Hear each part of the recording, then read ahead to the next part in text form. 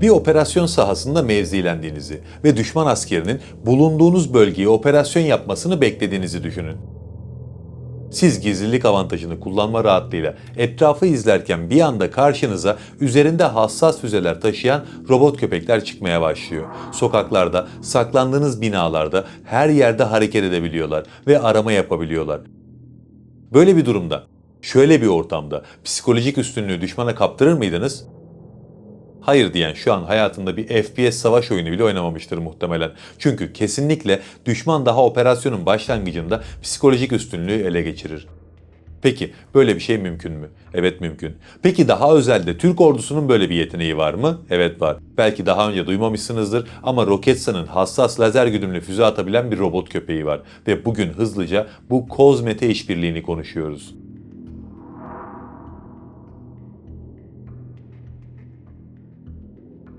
Bugün konumuz olan Koz robot köpek ve Mete füzesi arasındaki sinerjinin temel taşı yapay zeka. Koz, 4 ayaklı bir robot ve yapay zeka algoritmaları sayesinde dengesini sağlayabiliyor. Mete, her ne kadar yarı aktif lazer arayıcı başlığa sahip olsa da hedefe giderken karmaşık sinyal işleme algoritmalarını kullanıyor. Yani yapay zeka, savunma sanayinin her alanında olduğu gibi bu sistem birlikteliğinin de vazgeçilmezi. Gerçi artık yapay zeka hepimizin hayatında vazgeçilmez bir hale geldi. Birçok yapay zeka aracını artık aynı anda kullanıyoruz. O yüzden konuya kısa bir ara verip bütün bu yapay zeka araçlarını tek bir yerde bulabileceğiniz bir platformdan bahsetmek istiyorum size bugün. Abacus AI tarafından geliştirilen ChatLLM.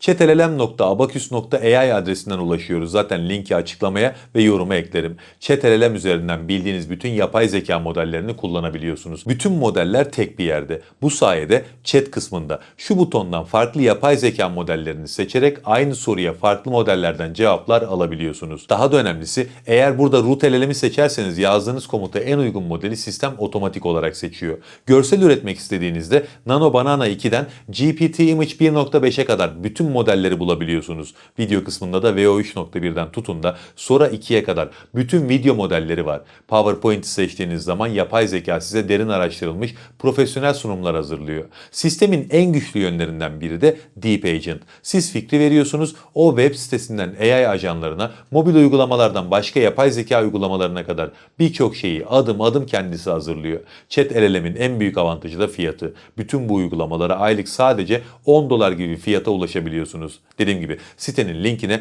video açıklamasından ve sabitlediğim yorumdan ulaşabilirsiniz diyelim ve videoya devam edelim. Öncelikle ayrı ayrı sistemleri bir tanımakta fayda var. Koz, Roketsan'ın insansız kara araçları alanındaki en önemli çalışmalarından biri. Dünyada roket atabilen ilk robot köpek platformu bu. Sadece bu yönüyle bile projenin ne kadar önemli olduğu zaten anlaşılıyor. Gelişim sürecinde Boston Dynamics'in Spot adlı robotu ya da Ghost Robotics'in Vision 60 adlı robot köpeğiyle kıyaslanıyordu. Ama bunlar ve bunlar gibi dünyada bilinen benzer platformlar genellikle hafif silahlarla donatılıyorlar. Koz bir mini füze atıyor ve bu hassas güdümlü bir mini füze. Roketsan'ın Mete lazer güdümlü mini füze sistemini kullanıyor. Ondan birazdan detaylıca bahsedeceğiz. Koz'un görev süresi 2,5 saat. Kullanılacağı senaryolar için bu süre fazla yeterli. Platform 4 adet Mete füzesini aynı anda taşıyabiliyor. Özel bir kundak sistemi var. Bunun sayesinde füzeler ateşlenirken sistem geri tepmeyi emiyor ve robotun dengesi bozulmuyor.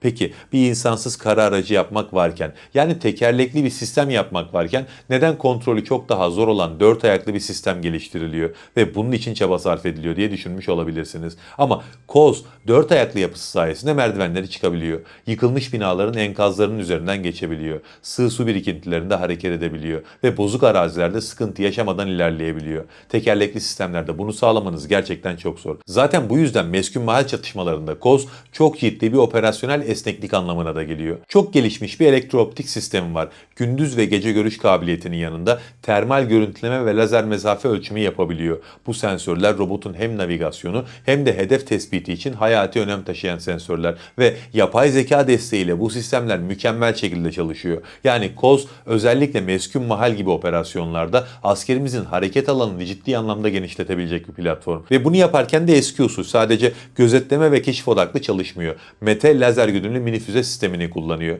O yüzden şimdi biraz da Mete'yi konuşalım. Mete, Roketsan tarafından geliştirildi. Mühimmat teknolojisinde minyatürleşme aslında gittikçe trend haline gelen bir yaklaşım. Daha küçük, daha noktasal hasar bırakan ve haliyle daha düşük maliyetli mühimmatlar artık orduların ilgisini ve dikkatini daha fazla çekiyor. Mete, bu konseptin belki de dünyadaki en iyi örneği diyebiliriz. Aslında bu füzenin ismi ilk aşamalarda Yatağan'dı. Sonra hem tarihten gelen bir isim olduğu için hem de Mete Gazoz'un olimpiyat şampiyonluğu başarısına ithafen adı Mete olarak değiştirildi. Bu füzenin konsept çalışmaları 2019 yılında paylaşıldı ve ilk test atışları Ekim 2021'de gerçekleştirildi. İlk test atışlarından itibaren de yeterliliğini kanıtlamış bir sistem bu. 2023 yılında seri üretime hazır hale geldiği duyuruldu ve bu süreçte drone, insansız kara aracı gibi farklı platformlardan test atışları yapıldı. Bu füzenin en dikkat çekici özelliği 40 milimetrelik bomba atar mühimmatıyla uyumlu bir çapta olmasına rağmen güdüm ve menzil yeteneği sunması. Klasik bir bomba atar mühimmatı yaklaşık 400 metre menzile sahip oluyor ama rüzgar gibi dış etkenlerden de yoğun şekilde etkileniyor.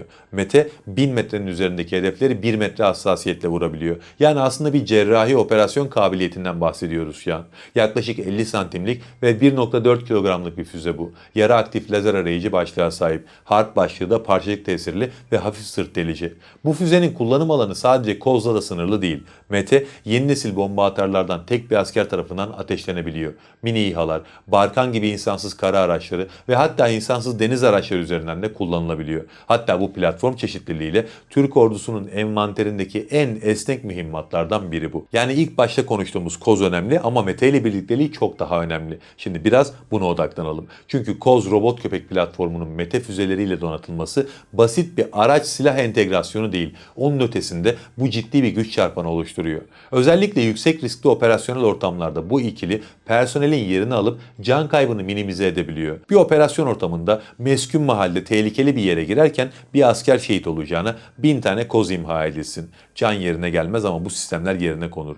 Bir binanın içerisinde bir keskin nişancı saklansa ya da bir sokağa bir makinalı tüfek mevzisi tutsa geleneksel operasyon senaryolarında bu iki unsuru etkisiz hale getirmek için piyade unsurları mutlaka riske girmek zorundaydı. Çok büyük ihtimalle doğrudan ateşe maruz kalırlardı. İşte Koz ve Mete bu riski tamamen otonom sistemlere devrediyor. Koz'un çok sessiz elektrikli motorları var. Yani düşman fark etmeden ona yaklaşabiliyor. Zaten üzerindeki füze 1 kilometre menzilde cerrahi hassasiyetle operasyon yapabildiği için düşmanın yerini tespit edebildikten sonra o kadar yaklaşmasına bile çoğu senaryoda gerek yok. Peki düşmanın yerini tespit ederken ne kadar başarılı? Elbette kendi sensörleri bu konuda önemli işler yapabilecek potansiyele sahip. Ama daha da önemlisi Havelsan'ın dijital birlik konseptini muhtemelen duymuşsunuzdur. Hatta bir gün bu konuyu detaylı şekilde işleriz. Dijital birlik konseptinde amaç insansız sistemlerin farklı operasyon senaryolarında kendi başlarına bir operasyonu tamamlayabilecek hale gelmeleri. Ama burada çok karmaşık bir yapıdan bahsediyoruz. Yani sadece insansız kara araçlarının, insansız hava araçlarının ya da insansız deniz araçlarının kendi aralarında yaptığı bir operasyondan bahsetmiyoruz.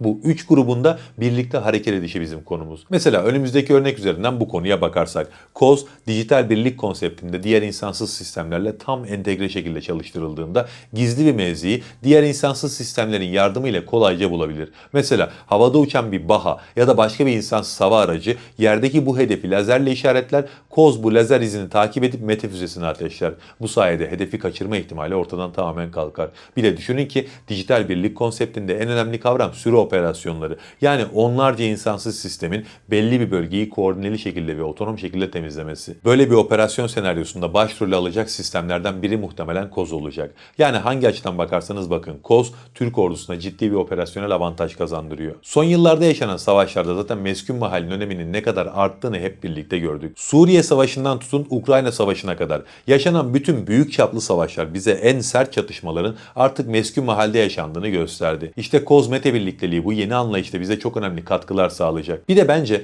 meskun mahalden tutun da mağaralara yaptığımız operasyonlara kadar birçok operasyon türünde bizim elimiz ayağımız olabilecek olsa da bu ikilinin daha büyük katkısı düşman üzerine kurulacak psikolojik baskıyla olacak. Kendinizi düşmanın yerine koyun. Mevzilenmişsiniz. Düşmanı bekliyorsunuz ve siz onu beklerken üzerinize robot köpeklerden oluşan ve her biri 4 mini füze taşıyan birlikler geliyor. Böyle bir durumda psikolojik üstünlüğü kesinlikle ama kesinlikle düşmana kaptırırsınız. Yani kısaca özetlersek Koz Mete birlikteliği üzerinde çok konuşmamız gereken bir potansiyel ortaya çıkarıyor. Türk ordusu bu sayede çok ciddi bir operasyonel esneklik kazanıyor. Aktif şekilde kullanıldığı ilk operasyonda zaten hep birlikte buna mutlaka şahitlik edeceğiz. Allah'a emanet olun.